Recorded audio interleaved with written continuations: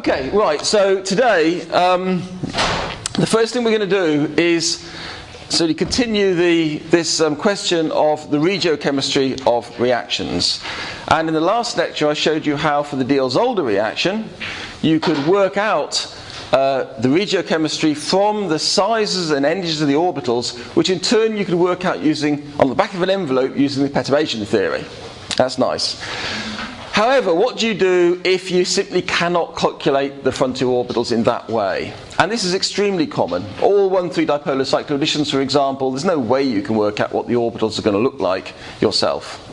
So at that point you have to resort to calculated values.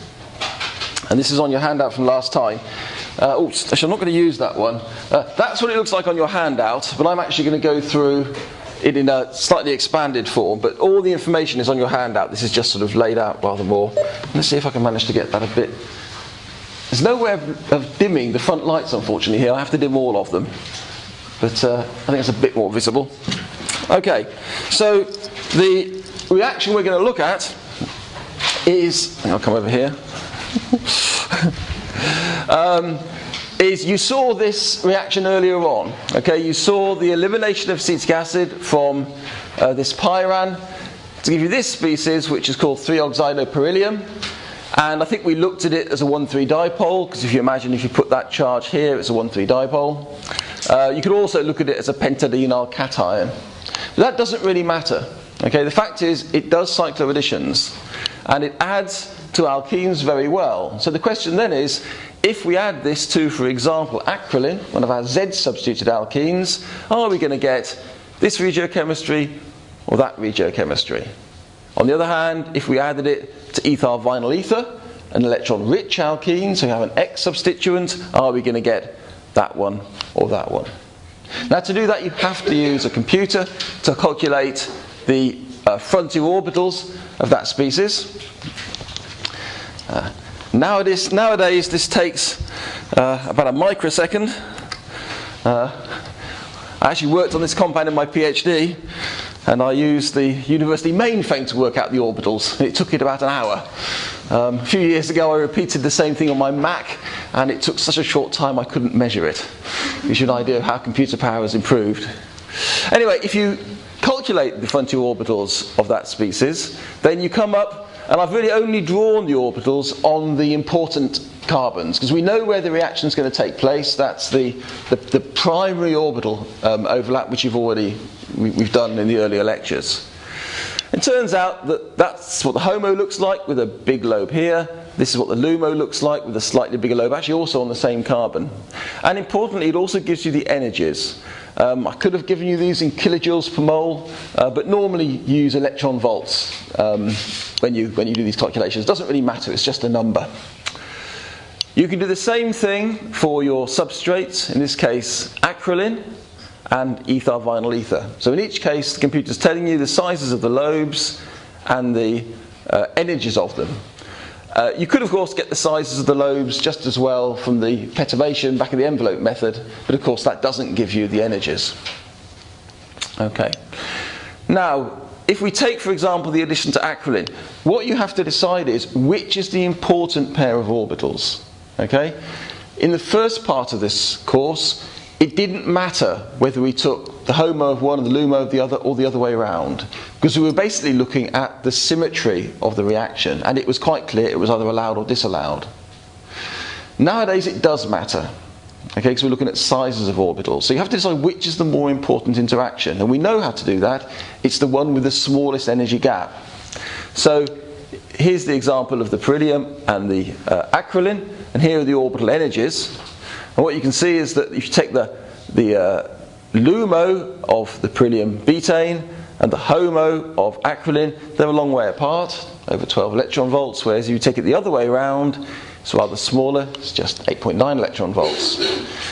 So that tells you that you need to only consider the HOMO of the beryllium and the LUMO of the acrolein.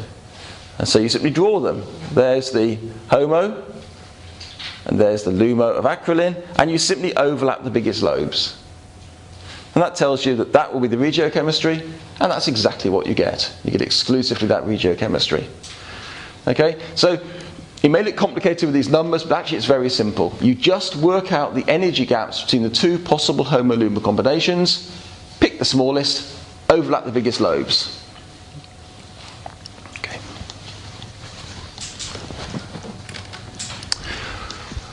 Same thing for the ethyl vinyl ether. Exactly the same operation. Again, here are the energy levels shown diagrammatically. I'm afraid on your handout you've just got the numbers. You have to do some subtraction. But again, you find that in this case, it's actually the LUMO of the beryllium butane to the HOMO of the ethyl vinyl ether that is the important interaction. Now, you could sort of guess that, because after all, ethyl vinyl ether is an electron-rich system, and therefore, you would expect to use its HOMO. But the point is that sometimes you really can't predict. So if it's a styrene, for example, you can't really tell whether you can use the HOMO or LUMO of that. You have to use the numbers. Anyway, that tells us the major overlap. So there's the LUMO, beryllium butane, there's the HOMO with our vinyl ether, overlap the two biggest ones. That's your predicted regiochemistry, and again, that's the only compound you get. That's the exclusive compound. So it works. Okay, so that's using calculated systems. And I want to briefly go back to photochemistry.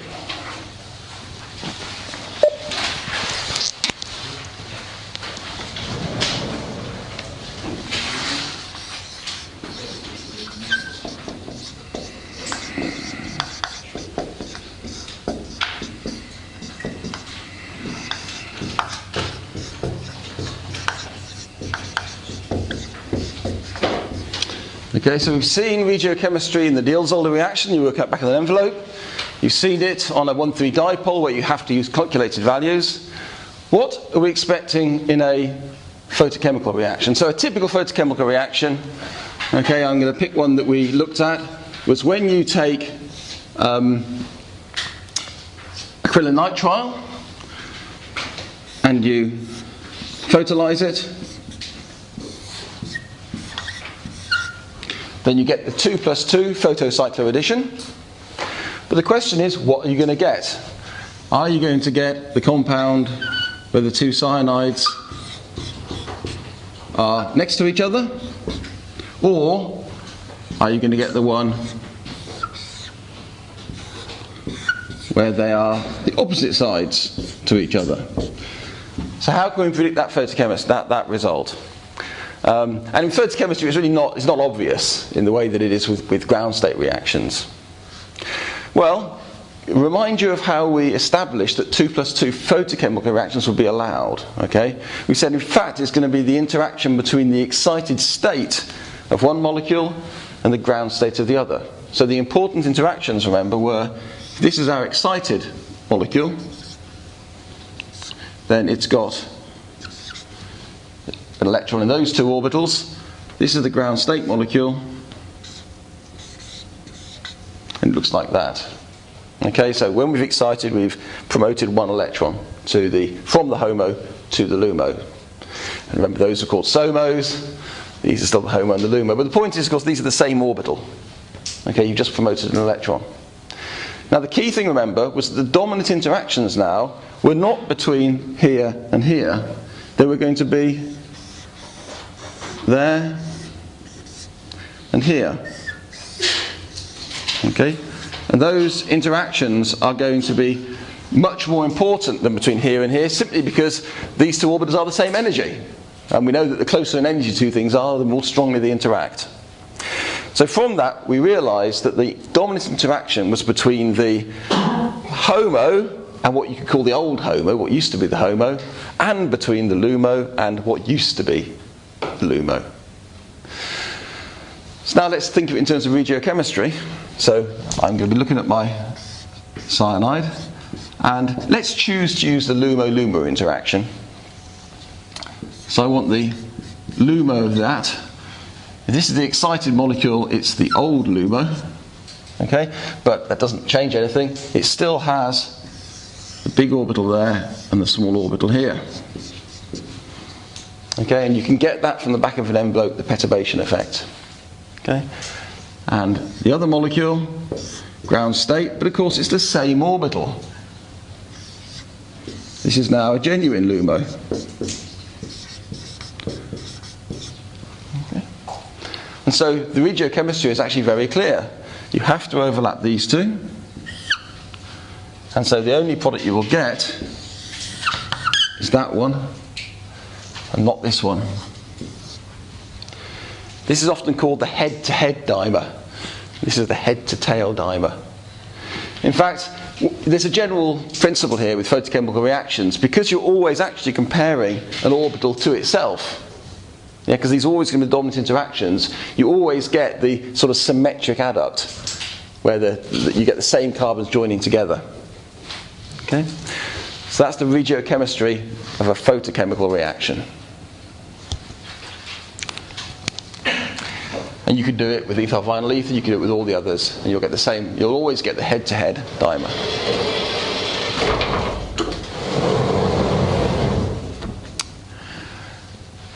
Okay, that finishes our regiochemistry. We now need to look at the very last problem that I posed in the first lecture. And it's back to, so what we're now going to be looking at is stereochemistry.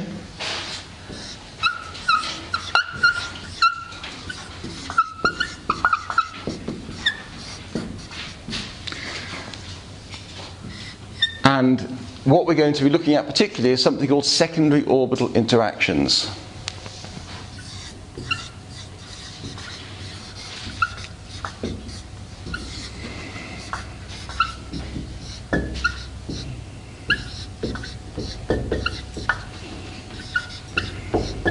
It will become clear what secondary orbital interactions mean shortly. Okay? But let's go back to the reaction we looked at. The one on the why do we need FMO? We had that diene, and we were adding acrolein. And we've shown it's allowed. We've shown the regiochemistry is this one. But there's still two possible products. You could still get a product where these are cis, or you get the product where they're trans. Or possibly and, of course, it might not be selective.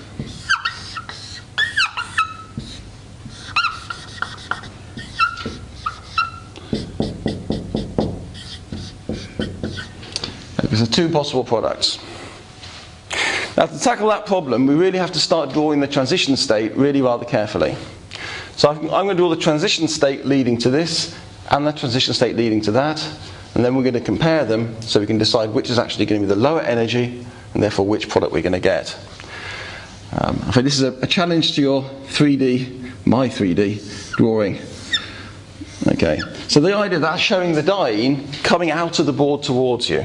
Okay, so if you imagine that this is sort of slightly wedge shaped, and this is a bit heavier. Okay, that's coming towards you. And I think to make it easiest, which way shall I do it? I'm actually going to put the O-methoxy on this side. Okay.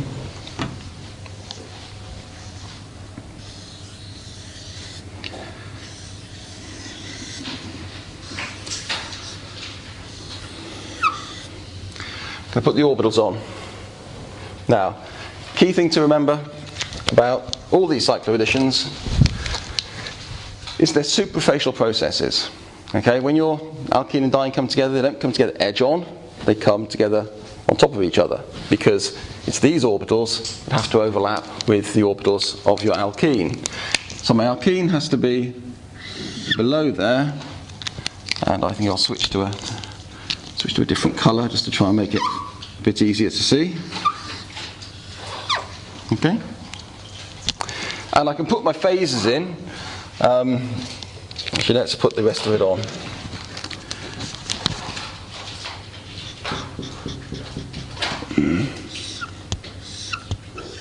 Okay, that is the transition state leading to that product. May not look like it, but it is. It's often easiest to look at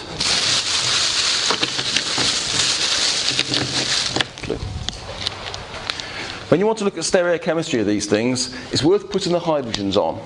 Okay, we don't tend to as organic chemists, but there's a hydrogen here, and there's a hydrogen here.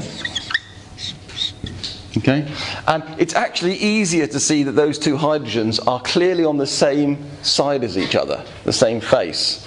Okay, and if you look up here,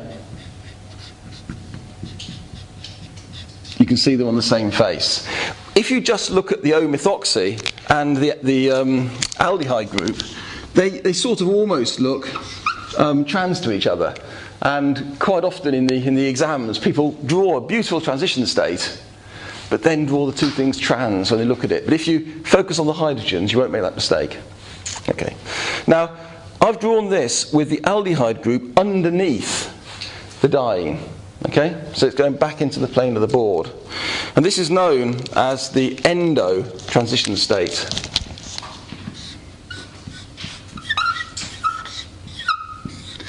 Endo because the aldehyde is underneath.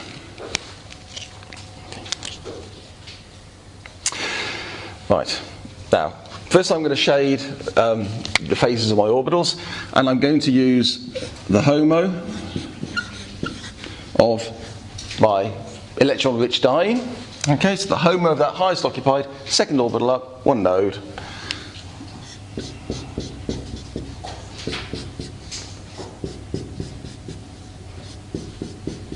There. Okay. Now I have to do something a little bit different for my acrolein. Okay? Because, of course, this carbonyl, because I'm now having to look much more at the carbonyl group and how it's going to affect this transition state, I need to think more about the orbitals of that. Okay?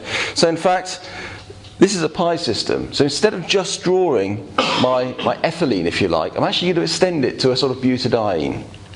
Okay? So for this one, I'm actually going to be drawing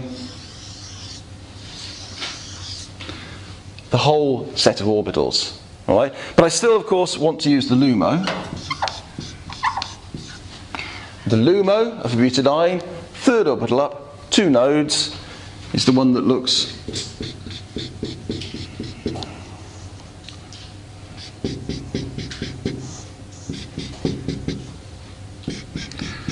okay, it's got two nodes in it. But if you just look at the ethylene bit, you can see that actually it looks just the same as the LUMO of ethylene would look like. So it's still an allowed reaction. Okay, you still get the those interactions. Okay. Very quickly, I'm going to do exactly the same in the other system.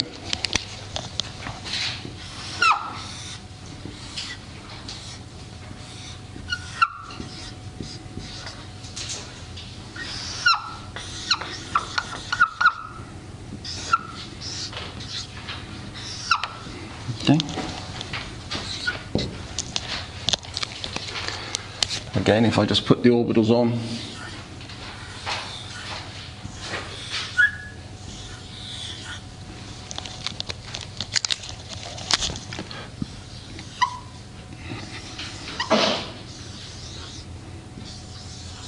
like that, and again just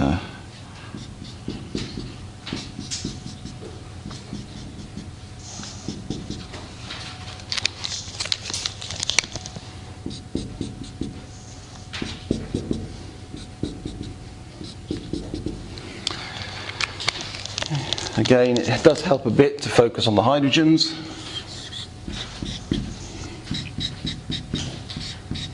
And you can sort of see that if you imagine there's a new bond being formed here, then you can see they really are trans across that bond. Here, they are trans. So now I have to decide on how do you distinguish between those two, which is the lower energy transition state. Because at first sight, you'd probably say, well, actually this one is a bit less hindered. The aldehyde group is away from everything else, so maybe it's better. Okay? And in fact, what dominates it is something called a secondary orbital interaction. Because I want you to focus on those two orbitals. Okay? If you think about it, those two orbitals are very close together because these things are stacked on top of each other, and they are the same phase. Okay? So this is the secondary orbital interaction. Okay? In the same way that the interaction between these orbitals stabilizes the transition state and decides that a Diels-Alder reaction is an allowed reaction and will go, this also stabilizes the transition state, but it doesn't lead to bond formation. Okay? The bonds are formed here. So therefore it's only called a secondary orbital interaction, but nonetheless it is stabilizing. And in the presence of this favors the endo transition state over this one, which I should just say is the exo. So in fact you don't get that compound, and you get very little of it. You get very good selectivity for the endo transition state.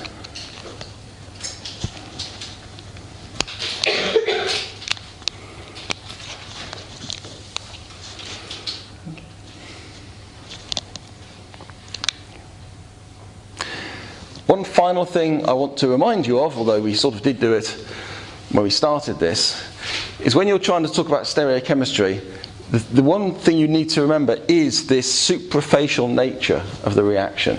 Okay?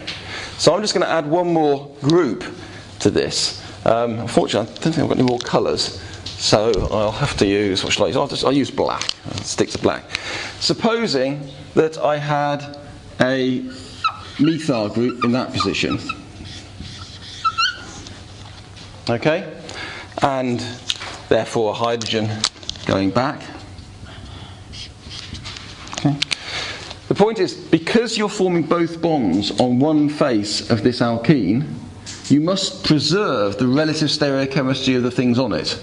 So if that methyl and that aldehyde are trans on the double bond, they must be trans when you get up here. So that, for example, would have to lead you to that compound. Okay? So retention of stereochemistry of the components. Again, I'm not going to add it because it would make the diagram too complicated. But if, for example, I had a stereochemistry on the diene, so I could have a methyl group coming, say, this way, then again, that has to be preserved in the final structure. So if you are told, here are two components, what cycloaddition product are they going to give? Well, number one, you've probably proved they're going to give a cycloadduct, Diels-Alder, for example. Then you might work out the regiochemistry using the perturbation theory. Then you work out the stereochemistry in the sense of if you've got an unsaturated group, like an aldehyde, it's going to go endo. And then finally, you draw your transition states, and you're very careful to make sure that you've put your substituents on the two things. And remember that because it's suprafacial, all the stereochemistry of those components will be retained. Okay? One final hint if you get an exam question like this. Okay? I could take that and I could draw the product. Let's get green. I could be rather lazy, and I could, instead of drawing the product like this, I could actually draw the product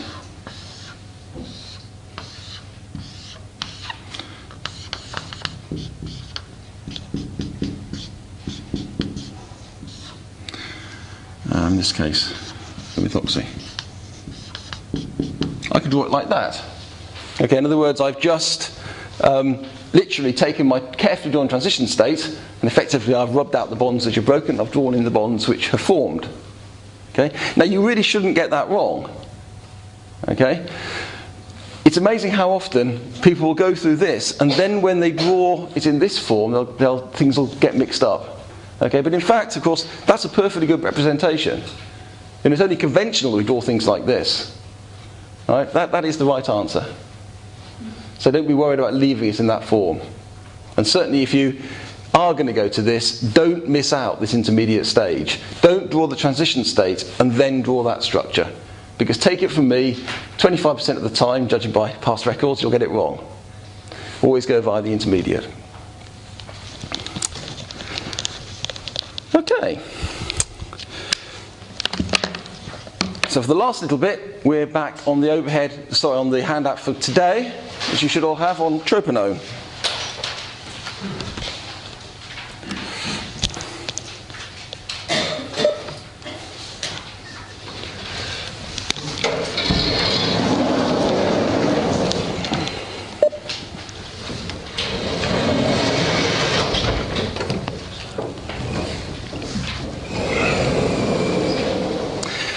So this is the final sort of selectivity we need to look at. And it's called periselectivity, and it's when you actually have a choice of several different pericyclic reactions that could take place. Okay? We've looked at regiochemistry in the sense of when one component can add either way round, but supposing there are several perfectly allowable pericyclic reactions that can take place. So the example here is a cycloaddition reaction to troponone. It used to work well when I used to use an overhead because I could sort of move the cyclopentadiene around. I haven't quite worked out the animation to do that on a computer yet, so I've got to do it lots of times. But essentially, if I have troponone, and I just think of doing what reactions can I do to it, well, clearly you can do Diels-Alder reactions, okay? So the cyclopentadiene could add to that double bond to give you a Diels-Alder adduct. Or it could add to this double bond to give you a Diels-Alder adduct. Or it could do a 6 + 4 cycloaddition to give that adduct. So they're all allowed reactions. How do we decide which is going to happen? Well, effectively you do it exactly the same way that you do regiochemistry. You look for the orbitals, and these are the calculated orbitals for troponone. You can't work them out on the back of an envelope. It's not a simple linear system. Okay, just take it from me. These are the orbitals that we're going to get, and then you have to. So this is back to the previous picture. All you do then to decide on regiochemistry is you overlap the largest lobes, or the more accurately, first of all, you overlap the biggest lobes from each component. Okay, which in this case is that lobe and this lobe. Okay, or that lobe and that lobe. Then you try to overlap the second biggest pair. So if it's this cycloaddition, I've got that one, same as that, but I've also then got this one where that's rather a small orbital. Whereas if I go for the 6 + 4, then I have a much larger orbital here to overlap with, in fact the same size as that.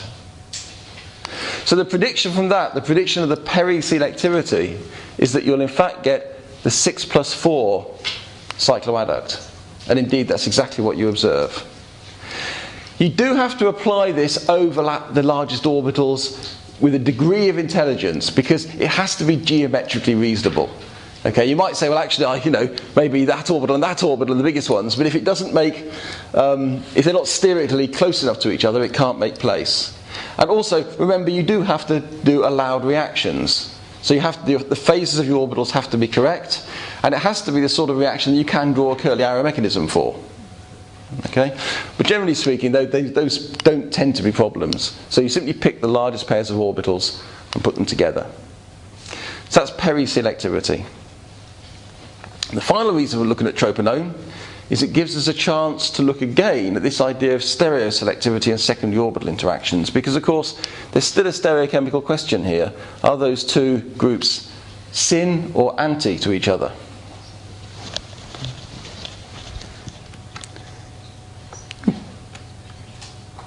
Oh, interesting. Okay, right. I'm going to have to work rather harder for my... I've got plenty of time left. I'm going to have to draw it up on the board. I think what I'll do actually is I'll go back to... Let me just show it again. And just quickly just slip through to that. Okay, that gives us the orbitals that we're going to have to look at. And I think if I take the lighting up a bit, and I'll work on this board.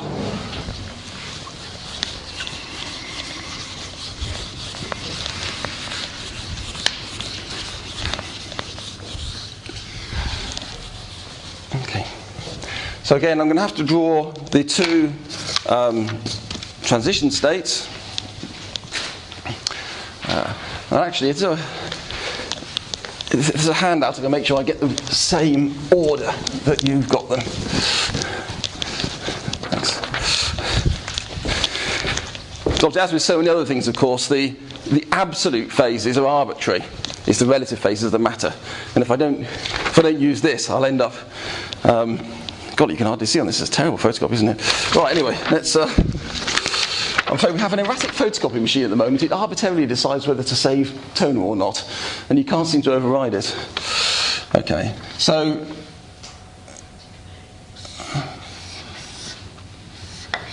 there's the slightly printed dyne, and here are our orbitals. There. I'm going to switch colours. So now, that's what I've got to form my new bonds. So here I've got to have my troponone.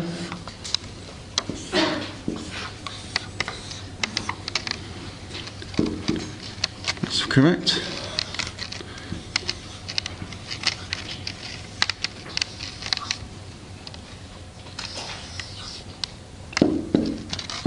Six, that's fine. That'll do. Okay. Okay. So the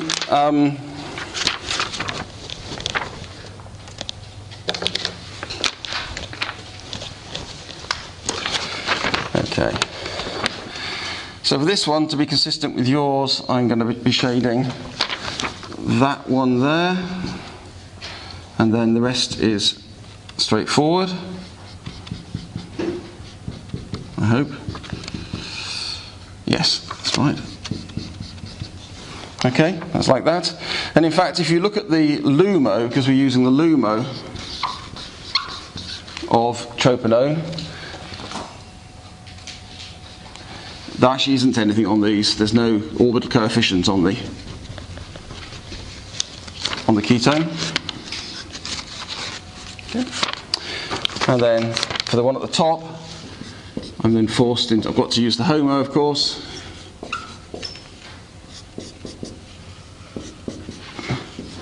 Which is that one, so you can see you've got the primary orbital interaction. There's no secondary orbital interaction in this case, because this bit is out of the way, and the bit which is endo doesn't have a coefficient on it. Draw the same thing for the other.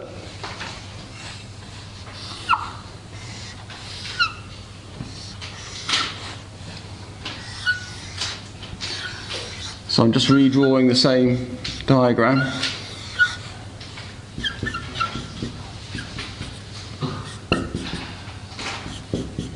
Okay. This time I'm going to try to draw, so that's... Okay, so here is our carbonyl, and underneath here I've got to draw the rest of my 1, 2, 3, 4, 5, 6, so one more there. Again, the same orbitals, so that's that phase. Next two are the opposite phase, and then we have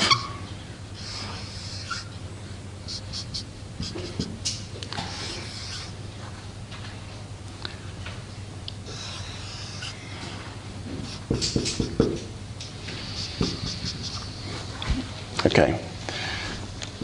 You've got it drawn better on your handout, although I have to admit the shading is rather faint. So you've got your primary orbital interactions, which I've dotted in, and you need to look at the secondary orbital interactions. So again, this is what I suppose you'd call this the exo, and this is the endo. And the important thing is your secondary orbital interaction is actually between this one and those two, okay, in terms of where they are in space. Or indeed, I could say it's between that one at the back and these two, but if that's symmetric, it's the same. And the important thing to notice about there is that that is antiphase to these two, okay? So in fact, that is not a favourable interaction. It's actually an antibonding, a disfavourable interaction. So in the case of troponone, it actually destabilises the endo transition state, so you don't get this one, you just get the exo. So, yeah? How do you work out which one's endo and which one's exo? In this case, you look at the pi system taking part in the reaction. and decide whether they are on top of each other or apart. So in other words, the carbonyl is a bit of a red herring in this case. So in this case, that's how you do it. It's a rather arbitrary name, it has to be said. You could define it the other way around. It's a convenient label. Yep? So the secondary orbital interactions on the exo one, where would they be, or is there none? There aren't any, because the point is, I mean, if the carbonyl had a coefficient of the orbital, then there would be. But this bit, it's meant to be drawn coming out of the board towards you. Okay? So, whereas this is actually going back into the board away from you. One day they'll invent holographic boards. Imagine that's coming towards you, and that's back into the board, whereas this is coming towards you, out of the board. Yeah? So they're like that, and they really, so this bit is not anywhere near that bit, because the overlap is, if you like, through those two. Whereas in this case, it's folded underneath it, so the two are right next to each other, and coplanar. Okay. Anyway, the main thing is just to show you that secondary orbital interactions can be disfavouring as well as favouring. They can disfavour a transition state as well as favour one. And indeed, the only product you get is the product where the aldehyde is anti to the CH2 group. Okay, that is FMO theory finished. And you have a good 5 minutes to fill in the feedback forms on the course. So hopefully we'll get a nice high return. I've got a quick question. Yep. You decided not to